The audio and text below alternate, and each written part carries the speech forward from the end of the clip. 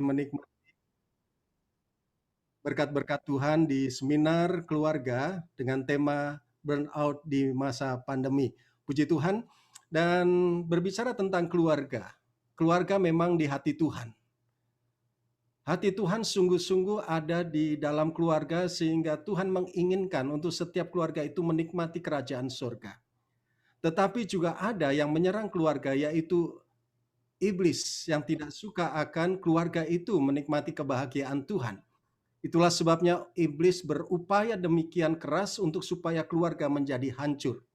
Bapak Ibu sekalian, saya mendapati data dari BPS ya, angka perceraian ternyata cukup tinggi. Sejumlah 1.837.185 itu angka perceraian di Indonesia. Nah, kalau kita buat 1 bulan, angka perceraian menjadi 153.098 per bulan. Satu harinya adalah 5.103 pasangan mengalami perceraian. Lalu bagaimana dengan keluarga Kristen? Katakanlah keluarga Kristen mencapai 10%, artinya ada 510 keluarga Kristen mengalami perceraian. Ya, tapi juga ada keluarga Kristen yang tidak bercerai tetapi kehidupan keluarganya tidak dalam keadaan yang baik. Itulah sebabnya bidang keluarga sangat ingin sekali membagikan berkat supaya keluarga-keluarga terus dikuatkan hari-hari ini ya, terlebih di masa pandemi ya, sekarang ini sedang digencarkan lagi mengenai lockdown-nya, dan saya berharap keluarga-keluarga semakin diperkuat dengan firman Tuhan, dengan tema-tema yang lain. Bapak Ibu, sebelum kita mulai dengan berkat dari Pak Pendeta Dr. Julianto Simanjuntak, baik sama-sama kita satukan hati, kita akan berdoa. Mari kita berdoa. Bapa di dalam kerajaan surga, kami bersyukur kalau saat malam hari ini kami boleh bersama-sama menikmati hadirat Tuhan, khususnya untuk setiap kami keluarga demi keluarga. Kalau malam hari ini kami boleh dibekali dengan kebenaran firman Tuhan, biar kiranya firman Tuhan menjadi kekuatan bagi kami, dan biar kiranya apa yang kami dapati malam hari ini kami boleh lakukan di dalam kehidupan kami. Engkau berkati akan hamba-Mu yang sudah ambil bagian dan memberkati kami, Bapak Pendeta Dr. Julianto Simanjuntak. Tuhan, urapi dengan kuasa ilahi, Roh Kudus menyertai akan hamba-Mu. Apa yang akan disampaikan adalah isi hati Tuhan kepada setiap kami, sehingga keluarga-keluarga dipulihkan, setiap keluarga-keluarga dikuatkan, bahkan setiap keluarga-keluarga diberkati oleh Tuhan. Kami mau serahkan acara kami malam hari ini di dalam nama Bapa, Putra, dan Roh Kudus, yaitu di dalam nama Tuhan Yesus Kristus. Haleluya. Amin. Amin. Amin. Silakan Pak Monty.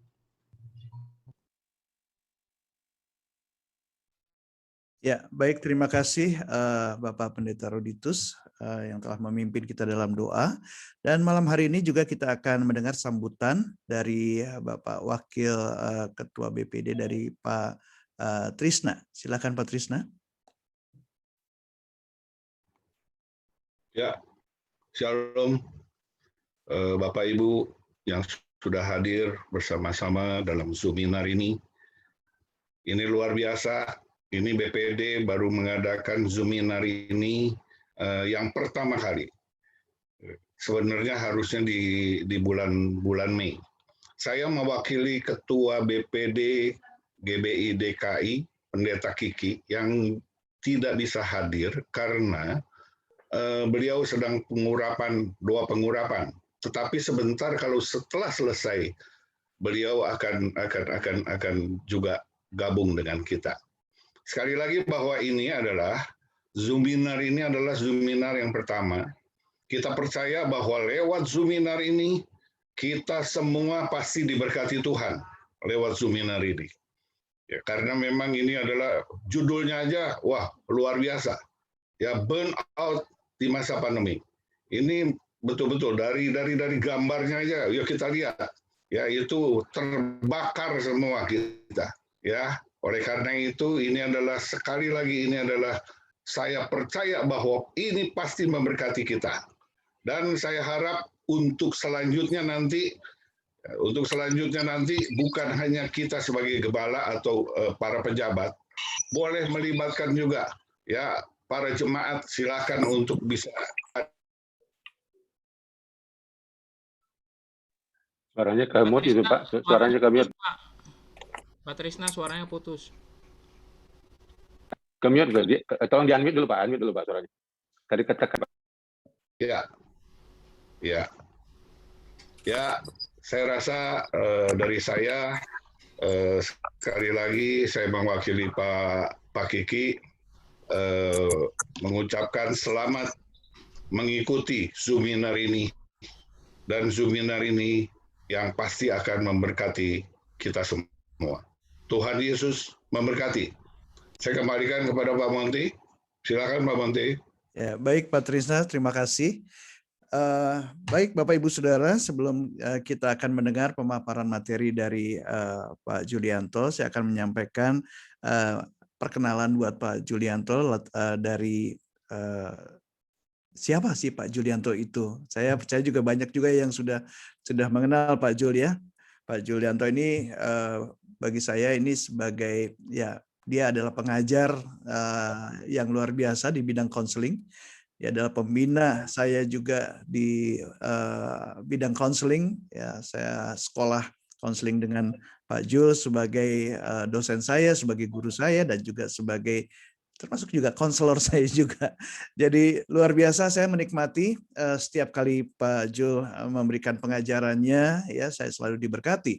Dan saya mengajak Bapak Ibu Saudara untuk terus bersama-sama dengan kita malam hari ini menyiapkan catatan-catatannya, dan yang luar biasa juga di dalam setiap kali pengajaran dari Pak Jul ya itu kita belajar juga sekalian berobat jalan juga ya kalau kita yang memang perlu dipulihkan. Baik, sekedar perkenalan buat Pak Jul, memulai pelayanan LK3 dengan sebuah visi hadirnya satu pusat konseling dan kesehatan mental dan tersedianya psikolog, psikiater, dan konselor secara merata di Indonesia. Bapak Dr. Julianto Simanjuntak telah banyak mempelopori kegerakan pelayanan konseling di Indonesia. Tidak hanya sebagai konselor, beliau juga banyak menulis buku-buku bertema konseling dan membawakan seminar bertema konseling. Hingga saat ini, Pak Julianto terus berkarya sebagai founder dan chairman di LK3. Baik, tanpa membuang banyak waktu, saya mengundang Pak Julianto. Selamat malam Pak Julianto, salam konseling. Selamat malam, oke, Pak Monty. Ya, silakan Pak Jul, ini waktu Bapak untuk menyampaikan materi yang berharga bagi kita semua. Tuhan memberkati, Pak. Baik, terima kasih Pak Monty, Bapak Ibu, selamat malam. Senang sekali dapat kehormatan ya berbicara di depan para hamba Tuhan, gembala sidang, khususnya GBI se-DKI ya, satu kesempatan yang langka, dan saya juga mau belajar dari Bapak Ibu nanti pada waktu diskusi ya. Untuk mengenal pelayanan LK3, izinkan saya sharing 2 menit ya tentang apa yang kami kerjakan ya di lembaga LK3. Izin saya share screen dulu. Oke.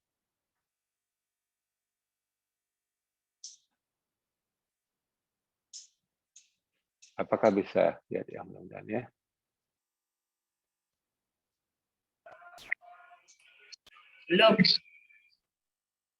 Oke. Bisa lihat Pak Monty? Belum lihat Pak Monty ya? Belum, Pak. Belum, Pak. Belum muncul, Pak. Nah, udah. Oke. Belum. Siap. Ini bisa Pak Monty? Ya. Bisa Sudah, ya Pak ya? Sudah. Oke ya.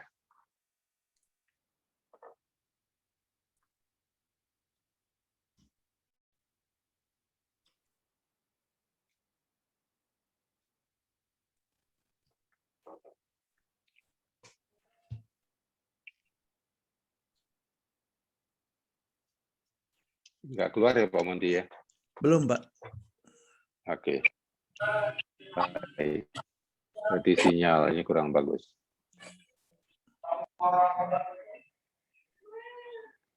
Oke, kalau begitu saya batalkan. Saya langsung sharing materi dulu ya.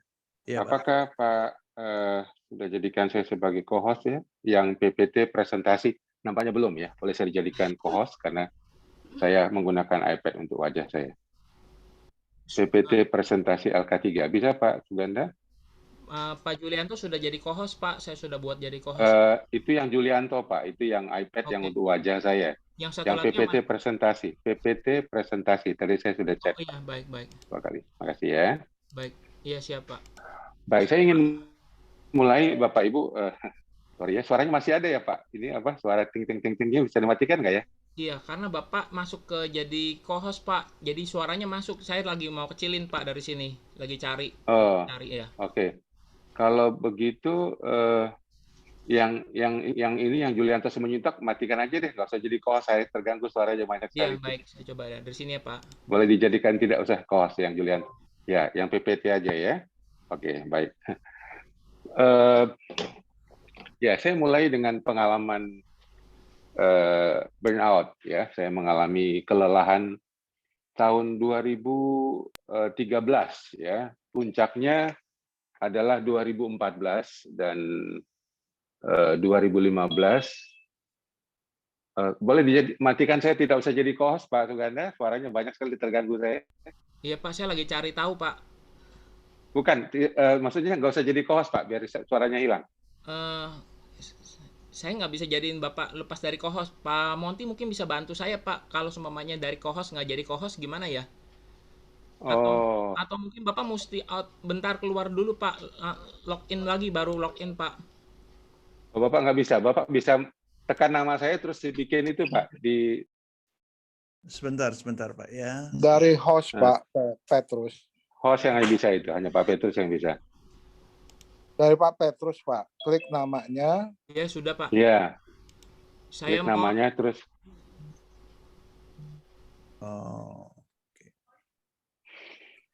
Kalau di sini settingan yang ini punya belum, tidak ada diganti jadi co-host.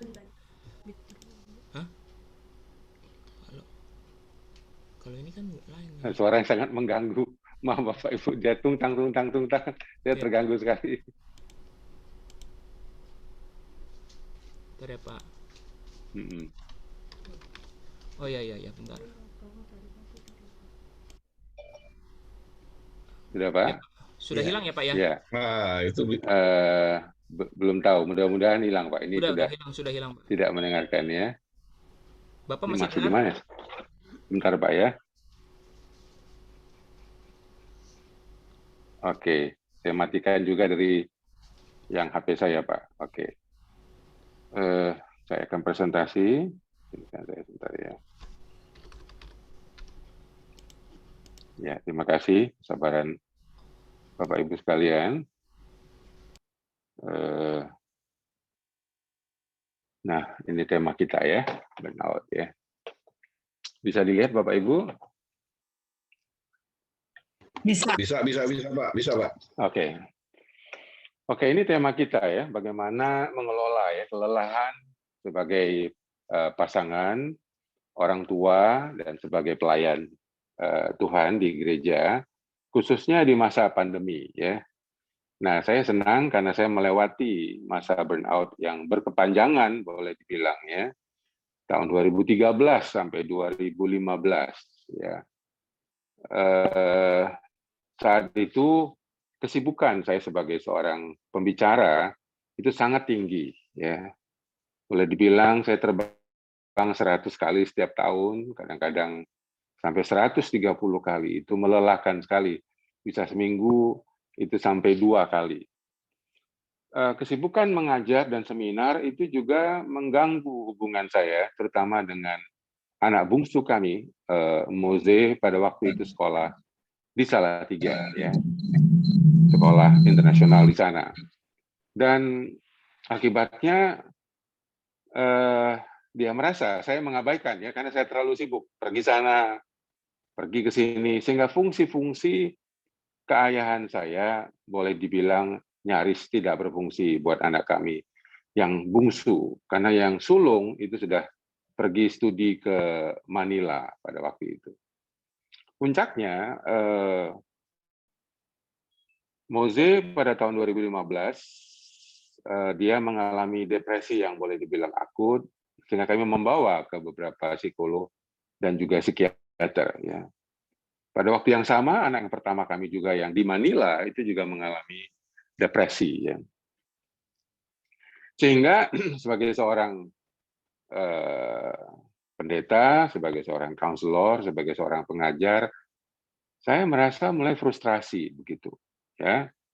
Bahkan puncaknya saya merasa mulai mempertanyakan Tuhan gitu. Tuhan itu di mana? Kenapa Tuhan tidak menolong saya? Saya sudah bekerja sebaik-baiknya buat pekerjaan Tuhan, tetapi saya menemukan 2 anak kami depresi, dan saya mulai kesulitan tidur. Saya mengalami insomnia, anxiety yang serius, ya, walaupun saya tidak pergi ke psikiater. Ya, anak saya pergi ke psikiater. Karena saya mempunyai skill untuk self-healing, tapi saudara-saudara karena peristiwa itu berjalan bertahun-tahun, rasanya juga pertahanan saya mulai jebol pada waktu itu. Saya mulai kehilangan semangat, saya mulai mempertanyakan Tuhan, mempertanyakan panggilan saya, apakah juga mempertanyakan kelayakan saya untuk menjadi seorang hamba Tuhan. Karena pada waktu itu juga anak kami menyatakan dirinya sebagai ateis yang sangat menyerang gereja, menyerang kitab suci, menyerang saya sebagai bapaknya, dan itu sangat-sangat memukul. Saya ingin lari, saya frustasi, waktu itu ingin pindah ke Amerika Serikat. Istri saya mau studi pada waktu itu, tetapi Tuhan menutup jalan. Singkat cerita, itu berlangsung sampai awal tahun 2016. Saya tidak tahu apa perasaan Bapak dan Ibu mendengarkan kisah singkat saya itu. Januari 2016, anak bungsu kami dalam satu penglihatan menerima Kristus sebagai Tuhan dan Juru Selamatnya. Dia baru cerita 3 bulan sesudah pengalaman itu, mungkin karena dia malu ya, karena dia suka melawan, menentang saya, melawan Alkitab, ya. Tapi bulan April dia menyatakan, saya sudah menerima Tuhan 3 bulan yang lalu di kamar saya. Nah, singkat cerita dia mengatakan bahwa dia senang sekali sudah menjadi Kristen, dan dia meminta untuk kalau boleh dia studi ke Amerika Serikat, dan Tuhan membuka jalan. Dia studi di Dallas dan belum lama dia selesai. Nah, itu sedikit pengantar bahwa menjalani situasi yang melelahkan, ya, dalam journey kita sebagai seorang hamba Tuhan, dalam journey kita sebagai seorang ayah atau suami, atau sebagai seorang ibu dan istri, kadang-kadang kita bisa mempertanyakan, bukan hanya eksistensi diri kita, eksistensi panggilan kita, bahkan kita bertanya, Tuhan itu di mana? Kenapa Tuhan meninggalkan saya? Itu yang disebut Mazmur sebagai lembah kekelaman. Ya, saya yakin Bapak Ibu juga mempunyai pengalaman yang mirip setidak-tidaknya. Anak bungsu saya adalah yang di sebelah kanan saya persis, namanya Moze. Yang besar sulung namanya Joseph. Ya, kami menikah sudah 30 tahun. Ini foto kami terakhir libur sebelum pandemi ya di Taiwan, saya kira ya. Nah, kalau kita melihat pengalaman hamba Tuhan itu juga banyak yang mengalami burnout ya. Dan salah satu yang paling kita kenal adalah Elia. Saya belajar dari pengalaman Elia sebagai seorang konselor. Tuhan itu tidak memberikan nasihat apapun. Ya. Ini salah satu kegagalan saya sebagai ayah. Pada waktu anak saya SMP dan SMA suka memberikan nasihat pada waktu dia capek, stres, main game online. Tapi cara Tuhan mengatasi kelelahan Elia, dia justru membiarkan dia banyak makan, dia banyak tidur, dia banyak istirahat, tanpa nasihat satu kata patah pun. Kadang-kadang sebagai hamba Tuhan ya, kalau lihat keluarga kita stres, jemaat kita stres, langsung kita memberikan ayat-ayat yang tidak diperlukan. Ya. Kadang-kadang kita memberikan doa-doa yang membosankan, yang justru membuat susah mereka, karena mereka tidak membutuhkan doa kita pada waktu itu. Dia membutuhkan empati kita, kehadiran kita, tanpa kata-kata. Itu salah satu pergumulan saya dan anak saya adalah dia bilang, Pak, saya tidak butuh nasihat Bapak. Saya butuh Bapak. Saya butuh Bapak. Saya butuh Bapak yang hadir. Ya. Nah, saudara, ini pengantar bahwa banyak hamba Tuhan seperti Elia itu juga mengalami pengalaman burnout.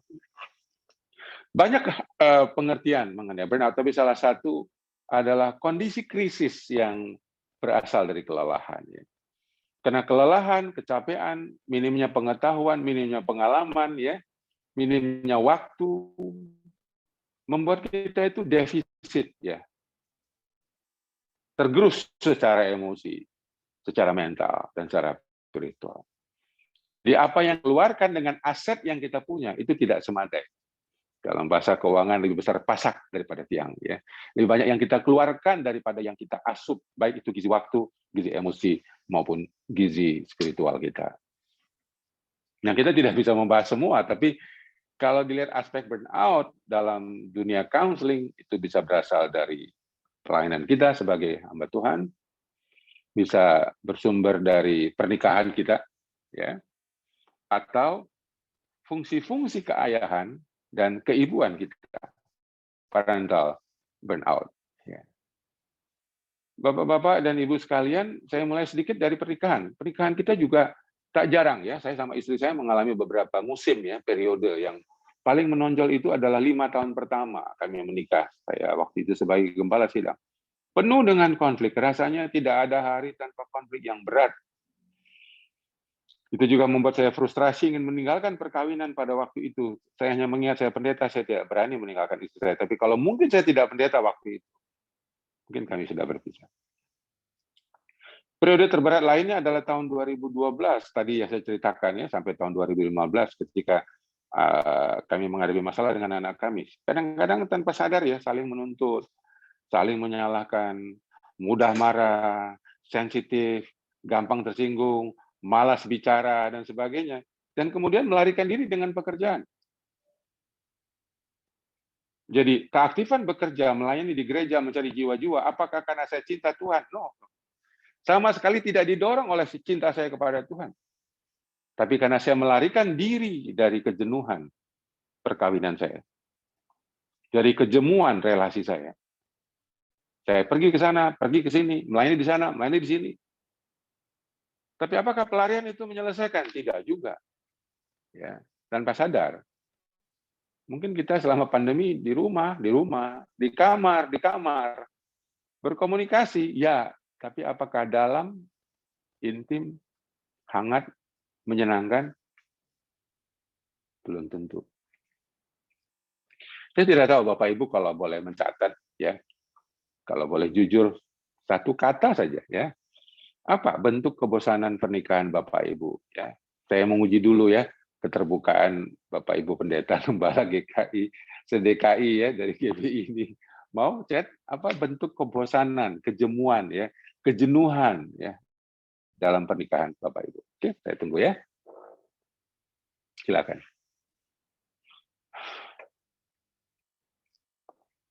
Apa saja, ya.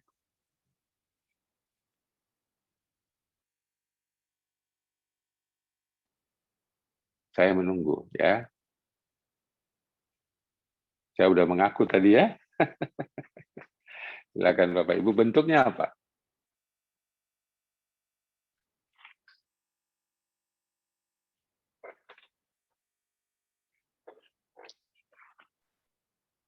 Apakah Bapak Ibu tidak terbiasa menjawab pakai chat? Oke. Ya, saya lanjutkan saja. Nampaknya tidak ada yang siap. Ini ada beberapa. Oke, masih ada, ya. Satu, rutinitas. Oke, bosan, ya. Terjebak di rumah, bagus. Lelah mendengar, good. Senang sekali, ya. Memperkaya percakapan kita malam ini. Apalagi? Oke, Pak Timothy, malas ngobrol. Yeah. Good. Ya, setelah itu banyak perubahan, ya. Jadi lebih baik. Oke. Perbedaan untuk kebosanannya apa lagi? Apa? Perbedaan cara berpikir. Oke, karena perbedaan cara berpikir. Oke. Oke. Mungkin Bapak-bapak lebih senang ngobrol kali, ya. Nanti saya pancing dengan ngobrol. Mari kita lanjutkan, ya. Jadi kalau kita lihat beberapa kejemuan, kebosanan atau kejenuhan dalam perkawinan kita, itu ada beberapa hal yang saya catat di sini, ya. Misalnya ya, kurangnya kemampuan skill ya untuk self love ya. Terus banyak sekali kita memberikan diri untuk melayani orang lain, berkorban untuk jemaat, tapi kita tidak cakap mengasihi diri sendiri. Ya. Kita boleh dibilang hampir tidak punya me time yang cukup. Ya. Apakah pergi ke salon, apakah pergi menikmati olahraga rutin kita, ya, hobi kita, ya. Banyak sekali yang tidak bisa lagi menikmati, itu sebagai tanda kurangnya kita mencintai diri kita sendiri. Kurang lucu misalnya, ya, kaku, ya, kurang lentur, ya. Sehingga pasangan kita merasa kita ini terlalu kaku, ya. Minim ritual kemesraan, ya, apakah itu berpelukan, untuk saling memandang, ya, termasuk hubungan seks yang tidak variatif, ya. Ya. Begitu saja. Juga membesarkan, ada kejemuan seksual yang juga menimpa keluarga-keluarga pendeta. Karena kalau kita terlalu sibuk, terlalu lelah, pasti kita tidak menikmati hubungan seks yang menyenangkan itu. Ya. Oke, tapi yang paling mungkin kita tidak sadari, kita boleh tinggal 20-30 tahun bersama, kita tidak saling kenal. Ya, salah satu ciri adalah kita masih suka menuntut pasangan kita. Itu tanda kita tidak mengenal pasangan dengan baik. Nah, Bapak Ibu, dari sisi parental ya, ke orang tuaan ya. Fungsi-fungsi keayahan dan keibuan kita juga kadang-kadang sangat mengganggu selama masa pandemi. Ya, kadang-kadang kita bilang sama anak, terutama kalau anaknya masih kecil dan remaja ya, kenapa sih kamu nggak pernah memikirkan kesenangan mama dan papa ya? Ya, dia lebih senang mendengarkan temannya, dia lebih suka mendengarkan gurunya yang sama dengan isi mulut kita, tapi dia lebih mendengarkan suara guru dan teman-temannya. Kita merasa frustrasi. Kadang-kadang kita marah ya, emangnya teman kamu lebih tahu, lebih baik dari papa mama gitu. Kita udah mulai frustrasi ya. Dan ini salah satu beberapa bentuk ya kelelahan kita sebagai orang tua. Ya, saya mengutip yang pertama misalnya.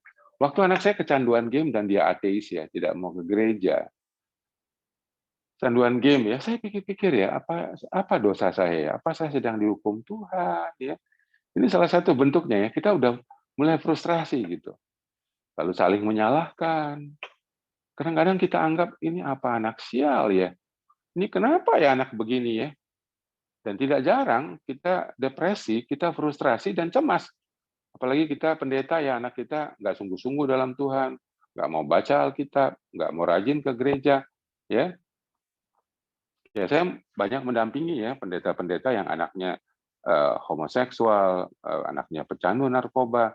Ini adalah realita-realita yang ada di sekitar kita, cuman terbuka di ruang counseling, ya. Nah ini akibatnya, saudara-saudara, adalah kita semakin hari semakin sibuk.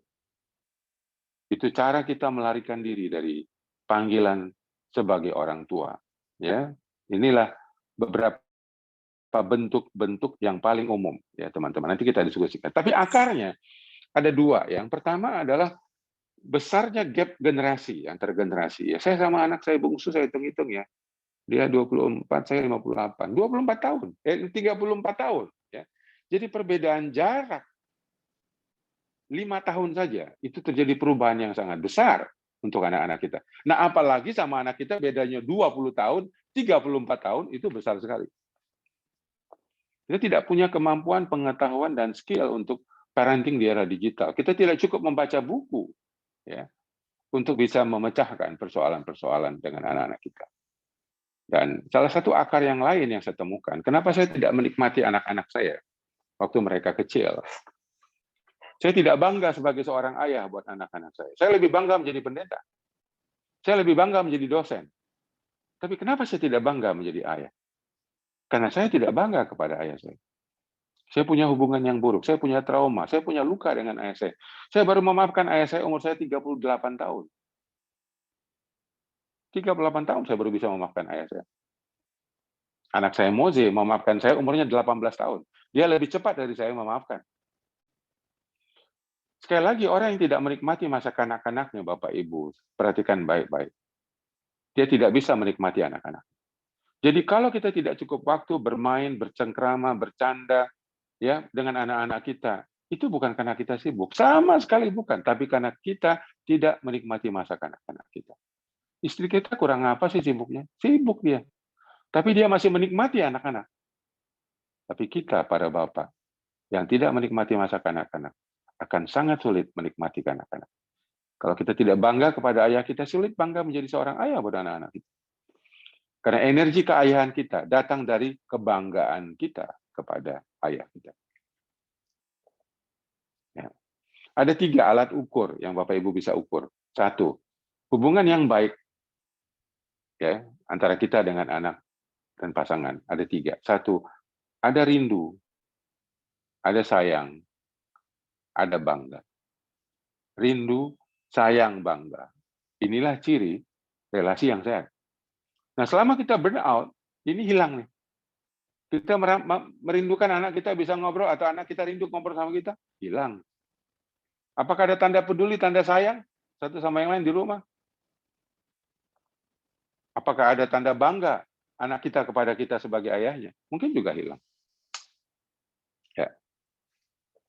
Nah, ini jembatan pemulihan ya, jembatan pemulihan yang saya mau sharingkan Bapak Ibu. Yang pertama, ya ini kita bicara secara umum ya, karena waktu saya terbatas. Ya. Kalau kita ada masalah dalam hal ini burnout yang belum bisa kita kelola atau selesaikan, setelah kita kembali pada fokus tujuan-tujuan kita, baik tujuan parenting, tujuan pernikahan, kita mulai dari tujuan, bukan dari keadaan. Ya, kalau bahasa rohaninya begini, kita fokus pada janji, bukan situasi.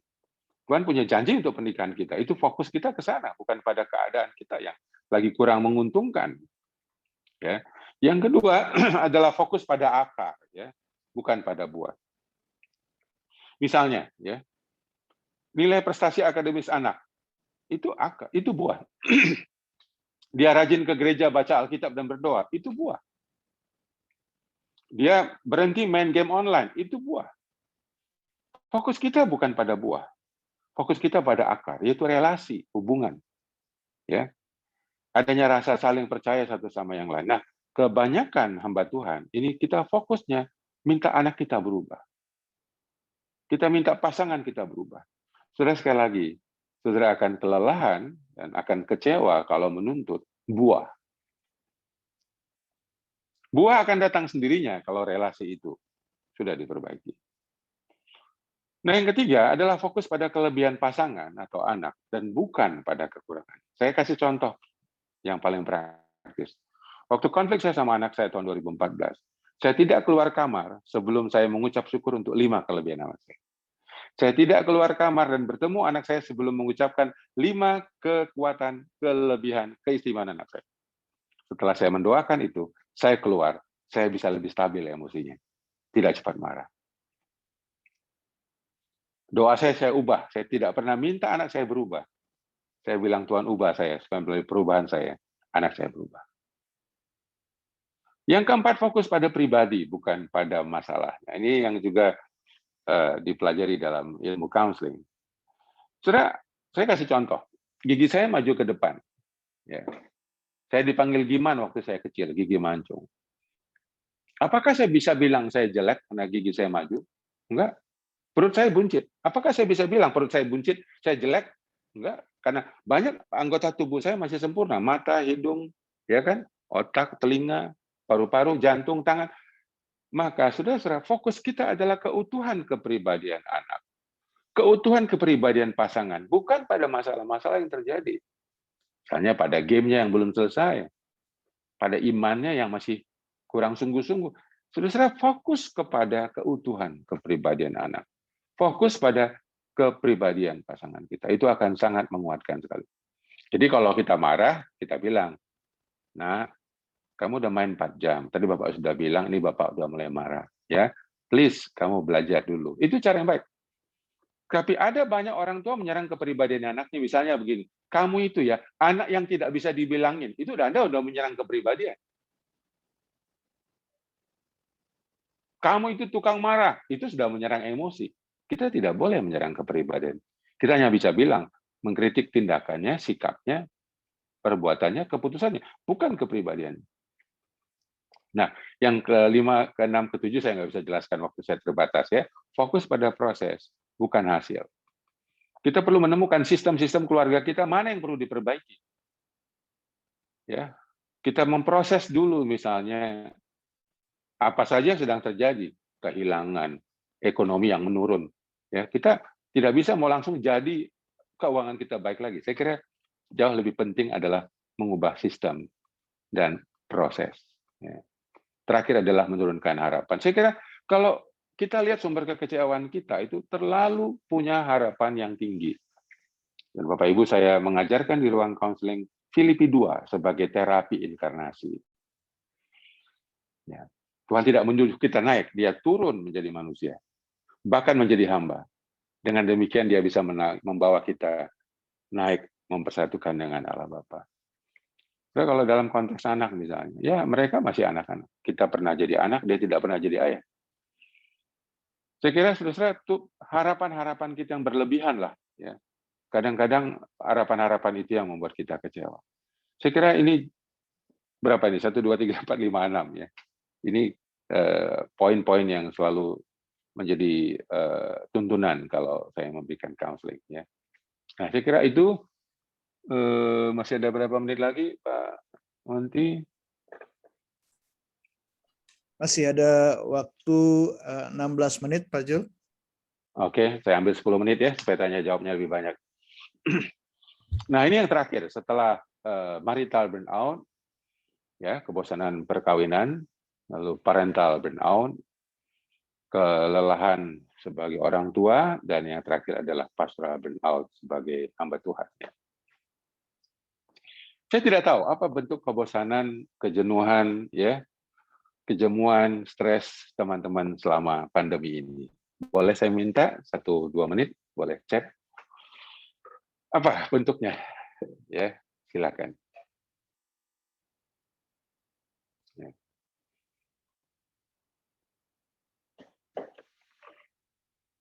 Bapak Ibu boleh chat.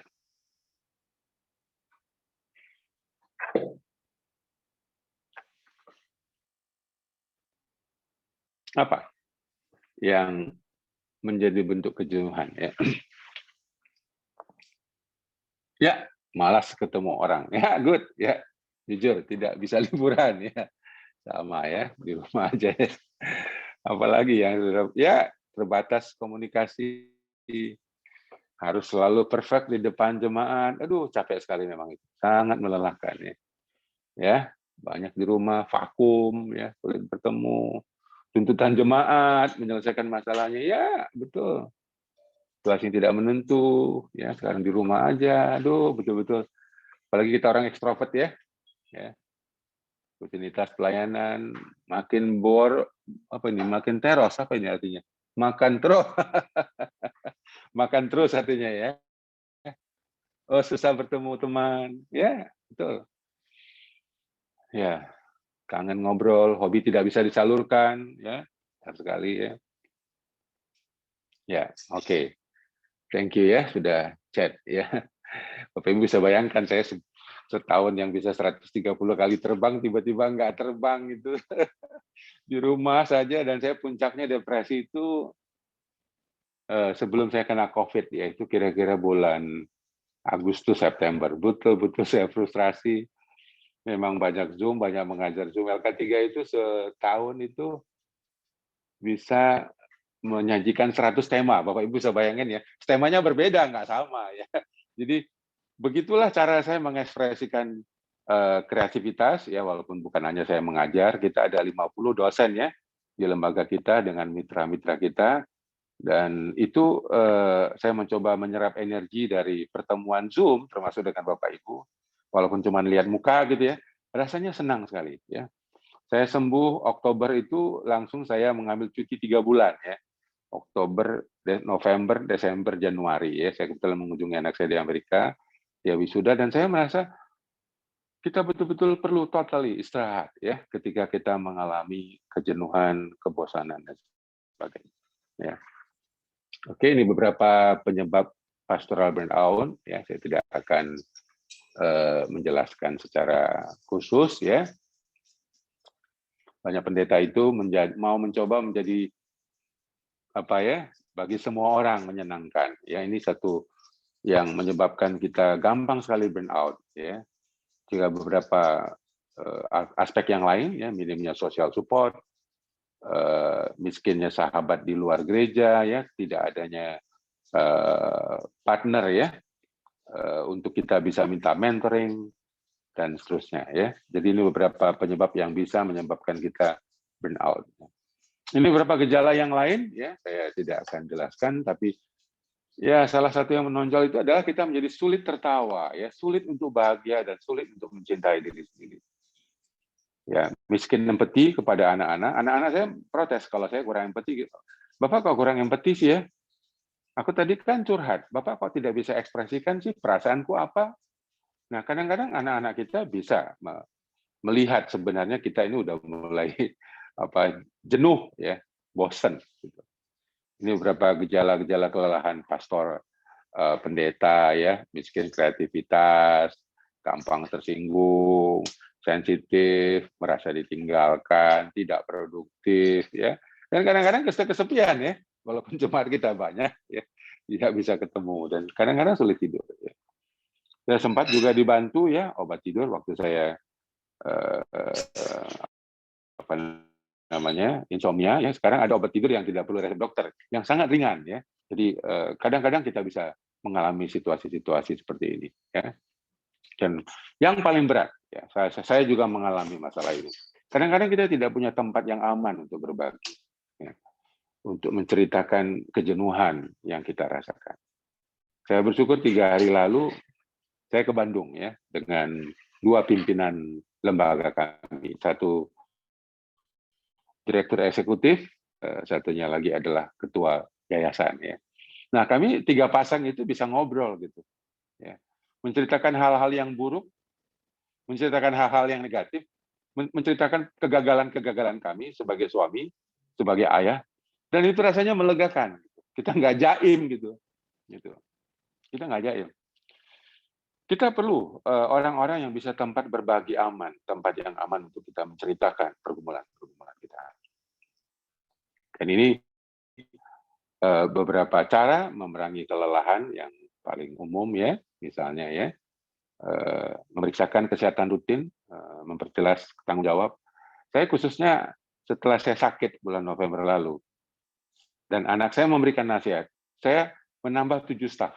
Ya. Ini akan tambah 3 staf lagi. Saya tahu pandemi ini menyulitkan, tapi saya pikir daripada saya mengambil beban pekerjaan yang terlalu banyak, sampai saya sakit, sampai saya depresi, sampai saya kena COVID, saya pikir nyawa saya terlalu mahal untuk itu. Anak saya bilang, Pak, tolong angkat direktur, pimpinan kantor. Bapak tidak boleh lagi banyak mengurus hal operasional. Saya angkat direktur eksekutif. Tentu tidak dengan bukan dengan biaya yang murah, ya. Saya merekrut seorang yang tinggal jadi profesor 1 langkah lagi, ya, di perguruan tinggi. Tapi saya rasa itu satu keputusan yang bijak supaya saya tidak mengambil alih operasional di kantor. Kemudian saya menambah 1 sampai minggu lalu, ya, sudah tambah 7. Ini cara kita meringankan beban adalah mencoba mendelegasikan tugas-tugas kita yang bisa dikerjakan orang lain. Kalau tidak bisa staf atau pastor, kita bisa delegasikan kepada majelis, ya. Dan yang praktis seperti misalnya cuti, ya.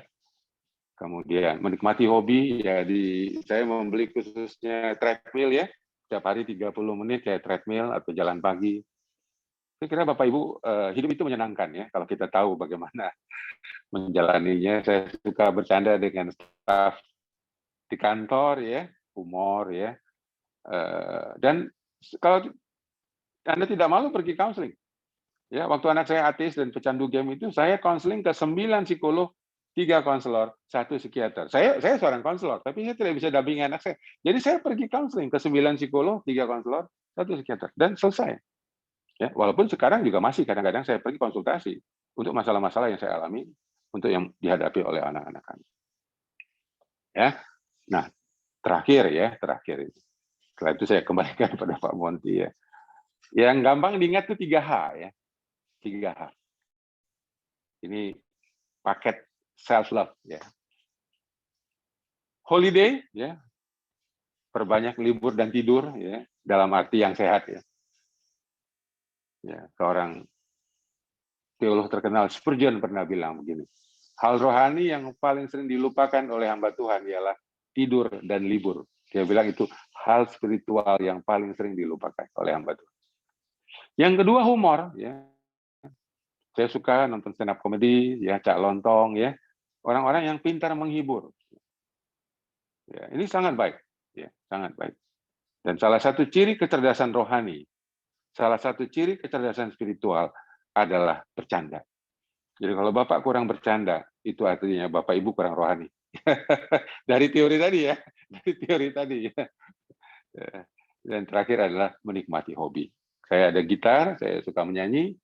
Kami suka menyanyi family altar, bukan hanya sekedar ibadah, ya, tapi memang itu bagian dari hobi. Saya suka membaca, saya suka menulis, itu bagian dari hobi, ya, bagian dari hobi. Termasuk makan kue tiaw goreng, itu hobi saya. Kalau saya lagi stres, langsung stresnya hilang. Oke, saya kira Bapak Ibu kalau mau tahu informasi tentang lembaga LK3, ya, sebentar lagi kami akan membuka program S2 psikologi yang pertama kali di Indonesia, konsentrasinya konseling keluarga Kristen, bekerja sama dengan Maranatha Bandung, ya. Ya, kuliahnya cuma 3 semester. Ini adalah pertama kali di Indonesia yang diciptakan oleh Universitas Kristen Maranatha dan bekerja sama dengan LK3. Kita yang menyuplai semua modul dan dosen-dosen di bidang counseling. Kita juga akan memulai program doktor, ya, teologi konsentrasi konseling Kristen dengan STT Bethel Petamburan, ya. Jadi Pak Frans Pantan dan Pak Wiryo sebagai ketua yayasan mengajak LK3 untuk memulai program S3 counseling bulan Juli yang akan datang, paling lambat bulan Agustus. Ya, kita tolong doakan. Kita bersyukur kerjasama dengan STT-nya Pak Rubin, ya, Karisma di Bandung, dengan STT-nya Pak Niko, ya. The Way di sini ada Pak Budi tadi, ya. Saya lihat mudah-mudahan Pak Budi masih ada tadi, ya. Juga ada dengan 13 STT lainnya dan 2 universitas, Ciputra dan Universitas Kristen Maranatha.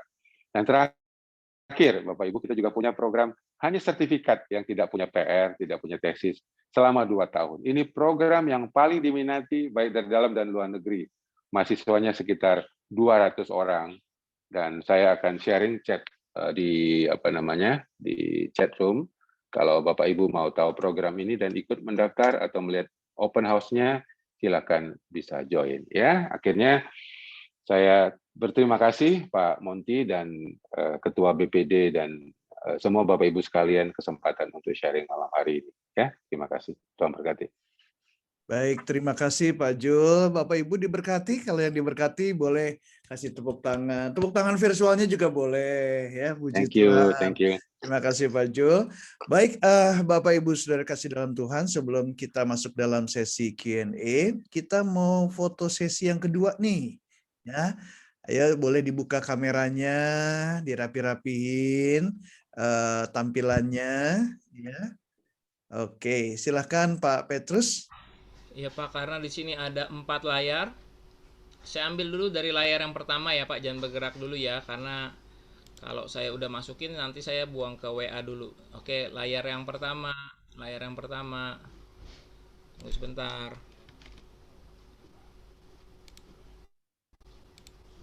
Layar yang kedua, lihat ke depan sini, layar yang kedua.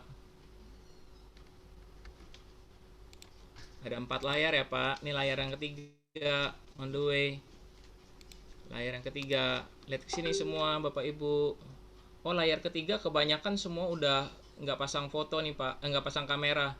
Nama semua, tapi nggak apa-apa, saya lanjut lagi ya. Layar yang keempat, ditunggu sebentar. Di layar yang keempat, lihat sini 1, 2, oke.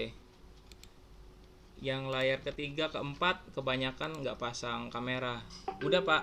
Oke, baik. Terima kasih Pak Petrus. Ya, kita akan masuk ke sesi Q&A. Ada cukup banyak pertanyaan dari partisipan Pak Jo. Pertanyaan pertama Pak, tadi Bapak ada menyinggung tentang game nih. Ada pertanyaan bagaimana Bapak mengatasi anak Bapak yang kecanduan game dulu?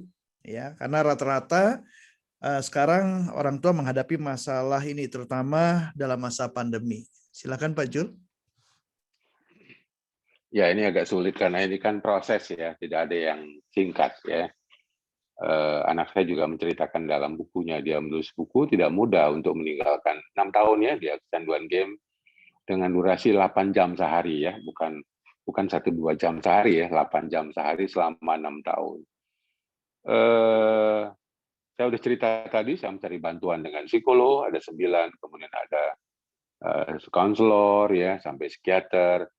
Saya juga mencari teman senasib ya, jadi bapak-bapak, ibu-ibu yang punya masalah yang sama seperti yang kami rasakan. Kami juga waktu minta sama Moze berhenti main game, dia bilang begini, Pak, nanti ya, kalau omongan ngobrol kita udah nyambung, udah enak, kita bisa ngobrol lagi. Artinya dia bilang bahwa saya dengan dia belum nyambung gitu. Itu poin yang ketiga. Poin yang keempat adalah saya sering mengambil cuti ya. Jadi kantor saya di Jakarta, saya tinggal di Salatiga. Jadi saya mengambil waktu untuk lebih banyak dan hadir ya. Dia bilang tanpa nasihat. Jadi dia paling tidak suka kalau saya udah mulai kasih nasihat, itu ini, dan kehadiran saya membuat dia merasa ada sesuatu yang berubah. Dia bilang begini, Bapak sudah kembali ke rumah. Dia bilang, waktu Bapak fokus sama kekuranganku, aku fokus sama kekuranganku. Waktu Bapak fokus sama kelebihanku, aku tidak perlu fokus sama kekuranganku. Waktu Bapak menerima aku apa adanya, aku bisa menerima diriku apa adanya. Dan waktu aku menerima diriku apa adanya, aku bisa menerima Tuhan yang menerima diriku apa adanya. Jadi penerimaan dan pengenalan itu yang membuat proses itu berlangsung. Jadi Bapak Ibu tolong, jangan sasarannya membuat anak berhenti main game. Jangan. Yang diubah itu adalah identitas. Siapa anak kita? Siapa kita? Itu yang paling penting, menegakkan identitas, bukan sasaran dia berhenti main game. Nanti dia berhenti sendiri itu. 2. Dimulai dengan proses. Bagaimana kita mengizinkan anak kita memproses gamenya dan kita memproses keayahan kita. Kita belajar ilmu parenting, kita bertemu dengan teman-teman yang sama bermasalah dengan kita. Kita memproses. Ya. Jadi saya kira itu beberapa yang saya bisa sampaikan. Di aplikasi Theodorus saya rasa ya, ada buku Moze yang dijual judulnya More Than Just a Game. Kira gitu. Ya, thank you Pak. Baik, Pak Monty. Puji Tuhan. Penerimaan dan pengenalan ya Pak Jul ya. Ya, kuncinya di situ. Kuncinya di situ. Baik, memang waktu yang nggak pendek ya Pak, 6 tahun ya. 6 tahun ya. Waktu yang panjang. Tapi makan kue sus, makan ketan. Di dalam Yesus ada kekuatan, gitu ya. Ya. Baik. Pertanyaan berikutnya adalah, apakah trauma masa kecil, kekerasan fisik maksudnya, mengalami trauma masa kecil kekerasan fisik, bisa dibawa saat parenting ini? Lalu jika kekerasan dibawa kepada anak, ya saat ini termasuk juga memukul istri, membentak anak, melempar barang, apa yang harus dilakukan agar anak ini tidak mengalami trauma masa kecil seperti ayahnya? Silakan Pak Jul. Ya, salah satu sumber trauma kita di waktu kecil adalah kekerasan dari orang tua kita, baik fisik maupun psikis ya. Dan kalau kita tidak pernah olah melalui proses counseling, ya gitu kita bawa. Kita sebagai ayah yang terluka akan melukai anak-anak kita. Saya melukai anak saya karena saya terluka kepada ayah saya. Saya belum proses luka itu ketika saya menikah. Saya belum proses luka itu ketika saya punya anak. Saya baru memaafkan ayah saya umur 38 tahun. Tapi anak saya sudah menjadi korban kekerasan spiritual, korban kekerasan psikis, ya. Dia sadar, dia bilang, Bapak terluka oleh kakek, oleh opung. Saya dilukai oleh Bapak. Jadi proses luka itu adalah diwariskan. Ya. Pertanyaannya, bisakah anak tidak terluka melihat kekerasan ayahnya? Tidak bisa. Dia pasti terluka. Yang kita lakukan bukan dia tidak terluka. Yang kita lakukan adalah memproses luka itu dengan mencari bantuan seorang konselor anak atau konselor remaja. Ya. Kita pun pergi menemui seorang konselor. Saya dikonseling selama 1 tahun. Ya. Umur saya 33 tahun, 34 tahun, saya itu di-counseling oleh dosen saya. Tapi saya benar-benar pulih memaafkan ayah saya. Umur saya 38 tahun. Artinya saya butuh 4 tahun memproses luka itu setelah saya di-counseling oleh seorang konselor saya, lulusan dari Harvard University. Nah, jadi saudara-saudara, yang kita lakukan bukan mencegah dia tidak terluka. Karena itu tidak bisa kita cegah. Itu sudah terjadi. Tiap hari dilihat bapaknya berantem sama mamanya. Tiap hari bapaknya marah-marah, bentak-bentak, apalagi pukul-pukul. Yang perlu dilakukan adalah bawa dia ke seorang konselor profesional. Saya bersyukur mungkin LK3 salah satu pusat konseling terbesar. Kita punya 70 konselor spesialis di pusat. Dan Bapak Ibu bisa mengunjungi, bisa follow akun Instagramnya, selalu ada harapan. Ya, saya kira itu yang saya bisa sampaikan, Pak Monty. Thank you. Baik, terima kasih Pak Jul. Jadi selalu ada harapan, ya. Pertanyaan berikutnya adalah, beberapa jemaat tidak bergereja lagi karena mereka mengalami kehilangan anggota keluarga, kehilangan pekerjaan, dan lain-lain karena pandemi COVID ini, Pak. Ya. Mereka kecewa karena merasa Tuhan kok membiarkan dan gereja hanya bisa mengajak berdoa saja. Adakah yang bisa gereja lakukan dari sisi pelayanan konseling, Pak? Kalau ada, bagaimana caranya, Pak Jul? Silakan, Pak. Saya udah bercerita, jangankan jemaat biasa, saya sebagai seorang pendeta, konselor senior, saya tahun 2014, saya kecewa sama Tuhan. Waktu lihat realita anak saya depresi. Waktu saya tahu anak saya ateis. Saya melihat anak saya di depan mata saya terikat dengan game. Ya, apalagi jemaat biasa. Saya udah sekolah teologi selama 10 tahun. Jadi kalau kekecewaan itu lumrah sebenarnya buat jemaat yang mengalami kehilangan anggota keluarganya karena COVID. Itu wajar sekali. Jadi yang dilakukan oleh pendeta adalah membiarkan sebenarnya jemaat itu berproses, mengelola luka, kekecewaan, tanpa, maaf ya, tanpa kata-kata nanti saya doakan atau doakan. Terus orang lagi depresi, orang anxiety itu paling benci mendengar nanti saya doakan. Itu paling dia benci sekali. Karena dia sedang tidak butuh doa kita. Dia butuh perhatian kita. Dia butuh kehadiran kita. Jangan diucapkan itu. Nanti saya doakan. Itu paling benci dia. Termasuk saya ngalamin ketika saya, nanti saya doakan. Saya nggak butuh doa kamu. Saya sedang tidak, saya juga bukan tidak berdoa. Saya berdoa. Saya berdoa. Tapi saya merasa kesepian gitu. Nah, jadi kalau ada jemaat sampai tidak mau ke gereja, itu normal. Nah, apa yang bisa dilakukan oleh gereja? Nah, saya sorry, ini waktunya kan terbatas. Ya. Nasihat praktis begini, Bapak Ibu mau nggak sediakan 15% dari persembahan itu untuk mendukung kesehatan mental jemaat. Kalau dia pergi konseling harus berbayar, gereja yang bayar. Kalau dia pergi ke psikolog assessment, gereja yang bayar. Kalau dia pergi ke obat ke psikiater, gereja yang bayar. Itu nasihat praktis saya. Tapi apakah gereja berani mengadakan alokasi dana untuk jemaat yang butuh counseling, untuk butuh bantuan kesehatan mental? Kita gereja sibuk membangun gedung. Kita bisa nolong orang Kristen yang patah kaki. Tapi yang patah hati, itu di gereja banyak sekali yang patah hati. Yang patah kaki paling 2 barangkali secara fisik. Saya tidak mau berbangga hati, saya memberi contoh kepada para hamba Tuhan. Saya mulai dari lembaga LK3 itu, saya tidak menerima gaji hampir 6 tahun. Saya dapat hidup dari buku yang kami tulis, yang sangat laku pada waktu itu. Cinta yang nggak terluka, seni merayakan hidup yang sulit. Dari uang ini kami bikin pendidikan counseling. Sampai akhirnya STT minta kerjasama dengan kita. Saya kira dengan mengedukasi jemaat, dengan pendidikan counseling, dengan pendidikan parenting, dengan pendidikan kesehatan mental, saudara, itu akan sangat banyak mencerahkan daripada jemaat kita. Cuman, sekali lagi kan jemaat butuh uang. Saya kira kalau Bapak Ibu merencanakan lagi ya budget keuangan, please 15%. Kalau tidak bisa paling kecil 12%, alokasikanlah untuk kesehatan mental, untuk pendidikan counseling, untuk mengirim orang belajar counseling. Saudara Bapak Ibu nanti akan tertolong karena tidak sendirian mendampingi jemaat yang bermasalah. Karena jemaat sekarang ini makin kehilangan kepercayaannya kepada pendeta untuk counseling. Karena bukan dia tidak percaya Bapak Ibu tidak mampu. Terlalu sibuk Bapak Ibu pendeta. Terlalu sibuk. Sampai satu klien saya datang menangis di ruang counseling saya. Akhirnya dia pindah gereja karena kecewa sama pendetanya. Dia bilang begini, Pak, saya termasuk founder Pak di gereja itu.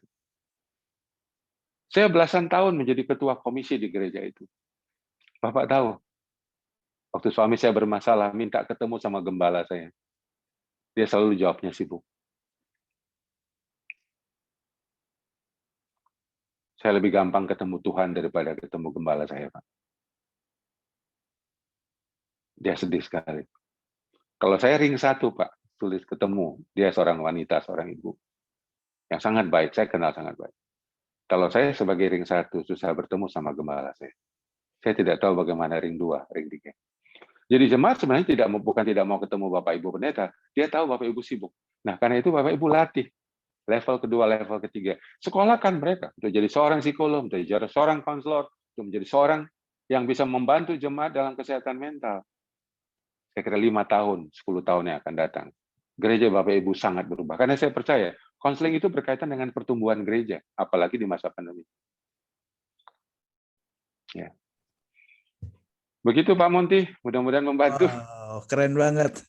Konseling berkaitan dengan pertumbuhan gereja. Wah, thank you Pak Jul. Tapi ini rupanya ada yang terpancing lagi untuk terbuka lagi, lebih terbuka lebih jauh nih Pak Jul ya. Ya ini memang yang kita harapkan Bapak Ibu Saudara. Jadi pertanyaan-pertanyaan ini kalau itu yang memang kita alami itu akan lebih Pak Jul lebih suka kelihatannya gitu ya. Jadi bukan kasus orang tapi kasus kita sendiri ya.